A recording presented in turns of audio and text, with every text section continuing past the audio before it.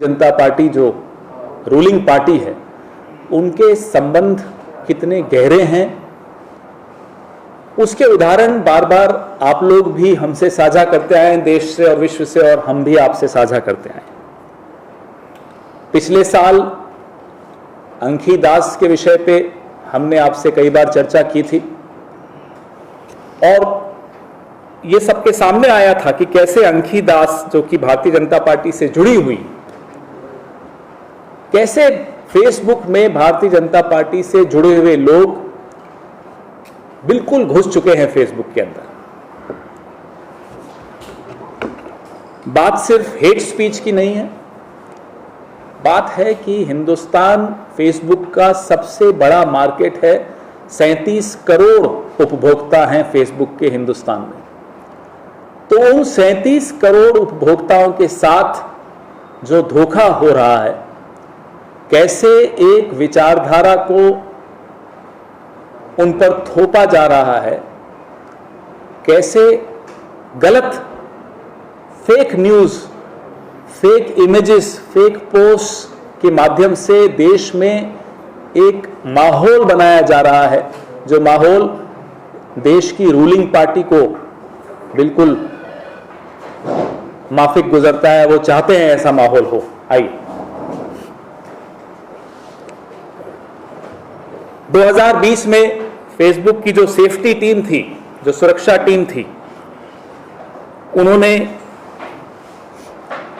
कहा था कि बजरंग दल कुछ वर्ग विशेष के खिलाफ हिंसा को बढ़ावा देता है पूरे देश में, और फेसबुक बजरंग दल जैसी संस्था को एक खतरनाक संस्था घोषित करने वाला था, लेकिन उनको सलाह दी गई यह करने से देश की जो रूलिंग पार्टी है वो नाराज हो सकती है।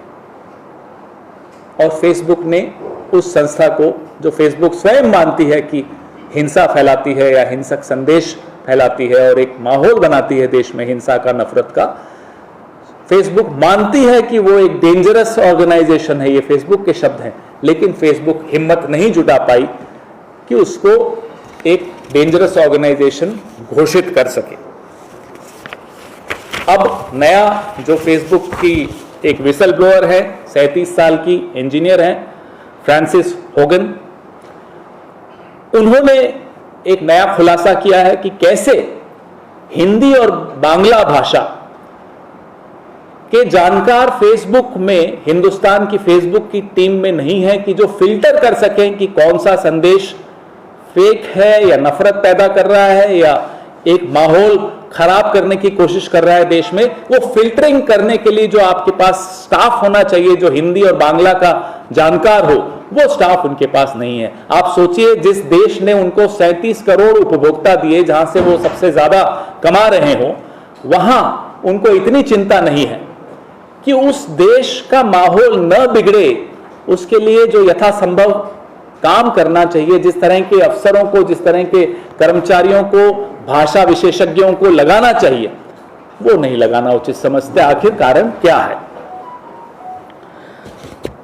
सिर्फ 0.2%, 1% भी नहीं, 0.2% हेट स्पीच को फेसबुक हटाता है अपने प्लेटफॉर्म से।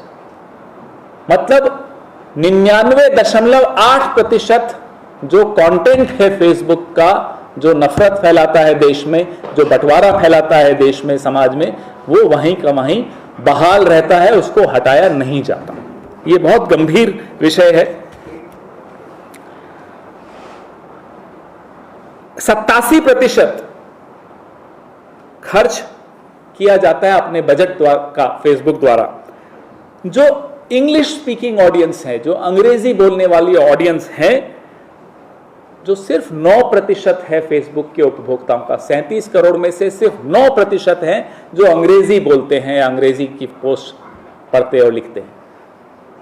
उन 9% पे आप 87% का खर्चा कर रहे हैं। मैं भी अपनी प्रेस वार्ता शुरू करता हूं, मैं हिंदी में शुरू करता हूं। हम अलग अलग राज्यों में हम लोग जाते हैं, कोशिश करते हैं वहां की भाषा अगर नहीं है तो हिंदी में बोलें। व्हाट्सएप के जितने फॉरवर्ड्स हम सबके पास आते हैं, रीजनल भाषाओं में ज़्यादा आते हैं और हिंदी में आते हैं, लेकिन फेसबुक की नीति देखिए, और ये मैं इसको नीति नहीं कहूँगा, ये एक चाल है, ये जानबूझकर किया जा रहा है। जो आंतरिक स्टडीज हैं फेसबुक की, उनकी अपनी, हमारी तो ऑब्जर्वेशन हो सकती है, लेकिन ये तो उनकी अपनी रिसर्च है, उनका अपना अनुसंधान है, उनकी अपनी स्टडी है, जिसमें ये स्पष्ट तौर पे कहा जा रहा है कि फेसबुक आरएसएस, बजरंग दल और उनके सहयोगी संगठनों का एक प्रॉक्सी एक तरह से बन गया है। और जितने भी किसी वर्ग विशेष के खिलाफ टारगेटेड पोस्ट होती हैं, उन पर कोई एक्शन नहीं लिया जा रहा। वो टारगेटेड पोस्ट इस देश की किस राजनीतिक विचारधारा को आगे बढ़ाती है या वो किस विचारधारा से स्पॉन्सर होती है, ये मैं और आप सब जानते हैं, उसमें बोलने की आवश्यकता है नहीं, लेकिन मैं फिर भी बोल रहा हूं कि आरएसएस और उसके संगठन, बाकी संगठन जो हैं, मित्र संगठन या उस छतरी के नीचे जो बाकी संगठन हैं, उन सब का एक प्लेटफॉर्म बनता चला जा रहा है फेसबुक। और अब इस देश में यह कहने में मुझे या किसी और को, हम जो यहाँ बैठे हैं, कोई गुरेज नहीं होगा कि फेसबुक हिंदुस्तान में एक फेक बुक हो गया है, जो सिर्फ और सिर्फ fake post, fake agenda further करता है, उसको आगे बढ़ाता है, वो बांटता है भारतीय जनता पार्टी और संघ के लिए। हम फेसबुक और भारत सरकार दोनों से यह जानना चाहते हैं कि जब यह स्पष्ट तौर पे आपकी जानकारी में है कि फेसबुक आरएसएस के बजरंग दल को डेंजरस ऑर्गेनाइजेशन या कि खतरनाक संगठन मानता है, फिर भी उस पर कोई एक्शन क्यों नहीं लिया गया, उस पर कोई कार्रवाई क्यों नहीं हुई, उसको घोषित करने से भी क्यों डर गए। एक तरफ ट्विटर पर तो भारत सरकार बड़ी मुखर प्रखर होकर बोलती है, तो हम यह भी जानना चाहते हैं कि सोशल मीडिया सेफ्टी कंप्लायंस क्या फेसबुक पर लागू नहीं होगा? क्या भारत सरकार के मुंह में दही जम गया है जब फेसबुक पर आता है? क्योंकि फेसबुक आपका एजेंडा चला रहा है, आपका नफरत वाला एजेंडा चला रहा है, आपका एक माउथपीस बन गया है।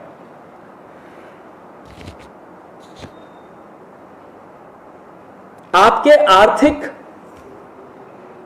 जो इंटरेस्ट हैं, आपको कमाना है हिंदुस्तान से, हिंदुस्तान को आप एक मार्केट की तरह देखते हैं, 37 करोड़ आपके उपभोक्ता हैं, इस देश से आप कमा रहे हो और इस देश में ही बांटने की एक विचारधारा को प्रचारित कर रहे हो। कांग्रेस पार्टी यह नहीं होने देगी। लोकतंत्र के साथ इससे बड़ा खिलवाड़ होते हुए नहीं देखा। जहां आप 5 साल तक एक एजेंडा, एक विचारधारा चलाते हो और फिर चुनाव के वक्त आप लोगों का जो वोटिंग बिहेवियर है उस पर भी आप इन्फ्लुएंस करते हो, उसको आप मोड़ते हो कि कैसे वोट देना है।